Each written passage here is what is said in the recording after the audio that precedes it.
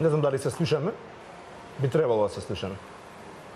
Се слушаме? Александар, добро утро. Да, мислам дека е во ред сега. Стасавте? Добро утро на тебе.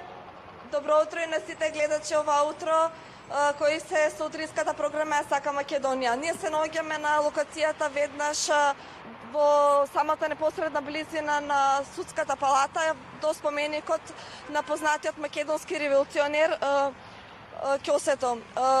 Знаеме дека проектот Скопје 2014 е еден од најконтроверзните, најозборуваните и најдискутираните проекти во Македонија во целата негова историја.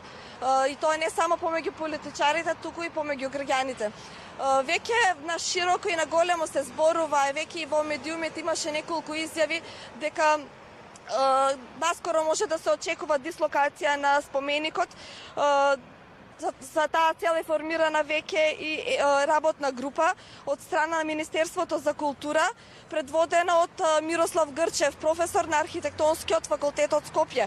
Работната група има за задача да ги разгледа сите факти за начинот на кој споменикот е поставен, а веќе е изготвен и елаборат за дислокација на споменикот. Но каква ќе биде неговата судбина, ќе треба да одлучи владата.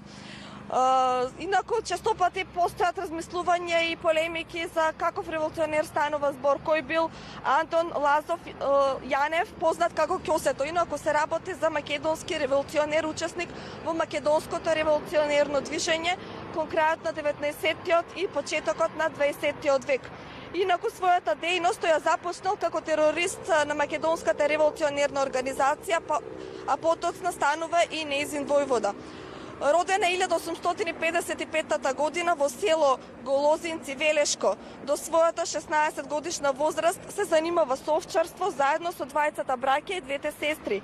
По обидот за убиство на видниот турчин Али Чауш, кој сакал да мудри шамар, зашто не му оддал почит, додека поминувал, Антон го напуштил Велес и избегал за Солун. Даме Груев, кој бил известен со писмо за настанот во Велес преку учителот Атана Смурџев и поп Стано, го придобил Антон да им се приклучи на македонската револуционерна организација. Подоцна тој се запознал со Даме Груев и директно добивал наредби од него. Организацијата го ангажирала да работи на терен како полицаец, а извесен период, за да го прикрие идентитетот и својата илегална активност, го возел пајтонот на доктор Христо Татарчев. Во тоа време во Солун пристигнал неговиот постар брат Никола, кој се ставил во услуга на турските власти. Антон Ќосето сам предложил да го убијат брат му за да не ја издаде организацијата, што и се случило. Инаку овој не е единствениот споменик за кој се очекува во скоро време да биде дислоциран од својата локација.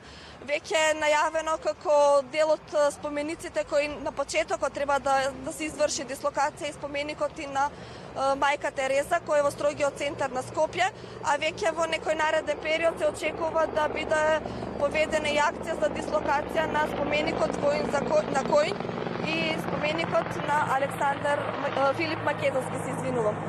Какви ќе бидат одлуките и што можеме да очекуваме? Се очекува да се донесе одлука од страна на владата на Република Македонија.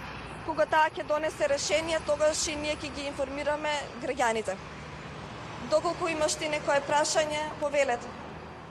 Имам ја прашање, Модрежја ми кажа дека ништо не ме слушаш, па ти посакам убав и пријатен ден. Тешко дека ќе стасаме до Мајка Тереза, бидејќи е 9:37, ама кога би стасале би биле ви изненадени, така што таман сме, пола реализиравме од тоа што го планиравме и благодарам на Весна. Инаку меѓувреме видовте во позадина дел од специјалните сили, слушнати хеликоптери, затворен е тој дел од градот Скопје, еве како утринска редакција, апел до граѓаните кои што сега напуштаат домови да избегнуваат раскрсницата кај Мавровка, бидејќи денес е најавено судење, пресуди, дел од она судско рочиште посветено на диво населје. Токму затоа ќе бидат затворени сите приоди кон судот, токму и каде што е и Ќосето.